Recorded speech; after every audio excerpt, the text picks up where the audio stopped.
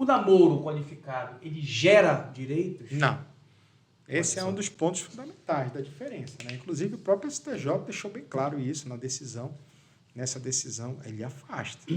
Tá entendendo? Porque essa ausência do ânimo de constituir família é o principal aspecto para caracterizar uma união estável. Aí, meios de prova. Isso é interessantíssimo discutir. Eu tenho milhões de processos aqui. Leonardo, como é que tu provas no processo de união estável a existência de uma união estável? Vamos lá, desdobrando os 4 requisitos.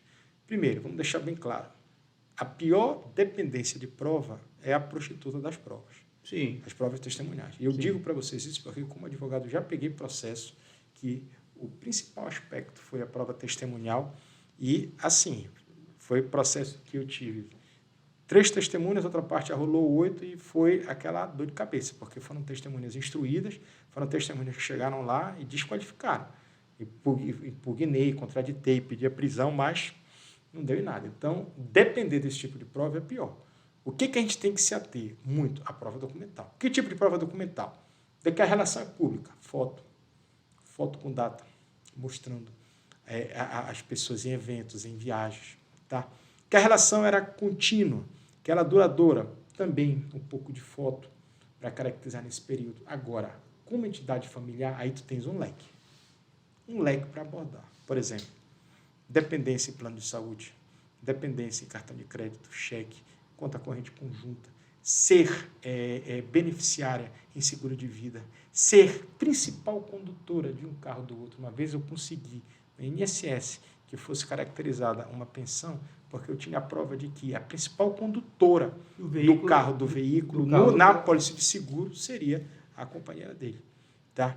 E por aí vai, declaração de clube, tá? Como Assembleia Paraense tem muito, declaração de união estável. O que mais? Pix semanal, transferências bancárias, tudo isso. E vários outros interessantíssimos. Por exemplo, tem um aqui que foi sensacional. Esse foi sensacional e eu até citei lá no evento nacional que eu palestrei sobre namoro qualificado. Mas isso eu tenho que contar uma história primeiro, que é uma história do meu codicilo. O que é um codicilo?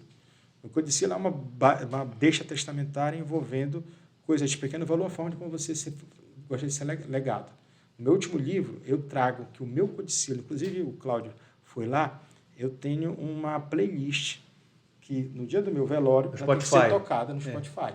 Tá? Então, você clica no Spotify, você me segue. O nome da playlist é The Best of The Cujos, entendeu? E você vai lá no Spotify e clica e é um podcast. Tá? E é um podcast não, e é uma playlist que eu digo assim, Codicilo de Leonardo Amaral Pinheiro da Silva, playlist a ser tocada em seu velório durante todo o funeral. Então, se você chegar no meu funeral e não estiver tocando isso aqui, você pode perfeitamente ir lá e jogar a playlist e deixar tocando, porque é uma última vontade minha, e a vontade tem que ser respeitada. Sim. Só que hoje ela tem playlist, nem sempre foi assim. Então, como é que eu faço? Como é que eu fazia antigamente? E isso também era uma estratégia, Cláudio, que tu és professor, tu acho que tu utilizas muito. Tu tens que, quando tu dá, eu sou apaixonado por magistério, e quando eu dou uma aula para ela ser uma aula inesquecível. Ela ser uma aula que as pessoas lembrem alguma coisa, e qualquer ato que elas vão fazer, seja uma prova, seja algo, eles lembrem disso daí. Então, essa é uma das formas disso. Por quê? Porque quando eu dava a minha aula de codicilo, eu gravava um CD, colocava uma capa do CD que eu bolei na caneta mesmo, aí gravava do computador, tinha MP3, imprimia, colocava no CD e no dia da aula de codicilo eu levava e fazia uma garra, batia uma foto, colocava uma postagem no Instagram dizendo que esse era meu codicilo, tocava para tocar música, e os caras nunca mais iam esquecer na vida o que era codicilo e o que poderia ser colocado em codicilo.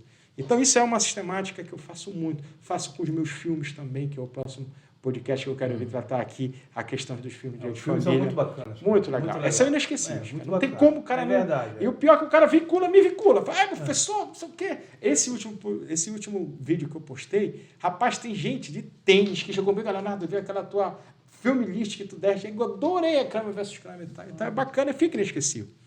Aí o que aconteceu, Paulo?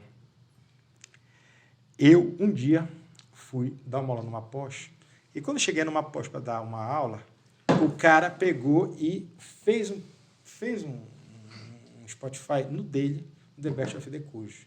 E chegou à tarde, eu dei o CD de manhã, à tarde chegou, olha, eu fiz aqui, tá bacana. E eu tive a burrice de falar para minha esposa, que é craque nesse negócio de internet, eu sou travado para internet, computador, para comprar, eu não compro nada. Minha internet, se você entrar no Google, pronto. Infelizmente, sou que nem o Zeno era nesse aspecto.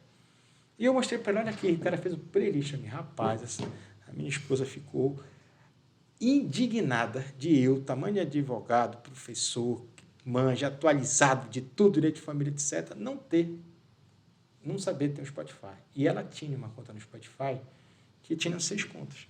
E tinha sobrando uma. Então, você vai fazer o teu Spotify agora, senta aqui. Me puxou, eu fiquei calado, mudo e tal. Qual é o nome do Spotify? The Best of the Cujo e tal. Ela bolou meu Spotify. Cara, no dia seguinte, eu recebo um e-mail. Sabe o que veio no e-mail? Como prova. Spotify criado, 6 contas de membros de uma mesma família que dormem sob o mesmo teto. Então, esse Spotify virou uma prova maior da existência de uma família, de entidade familiar. Então, são esses tipos de provas que tu tens que ter para caracterizar uma união estável.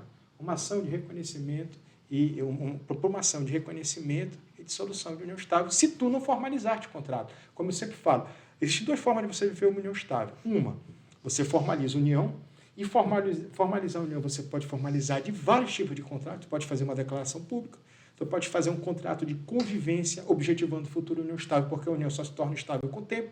Tu podes fazer uma mistura pública de reconhecimento de uma união estável e ratificação dela. Tu pode fazer um contrato de convivência simples, instrumento particular. Mas como é que a gente comprova a questão do ânimo de constituir família?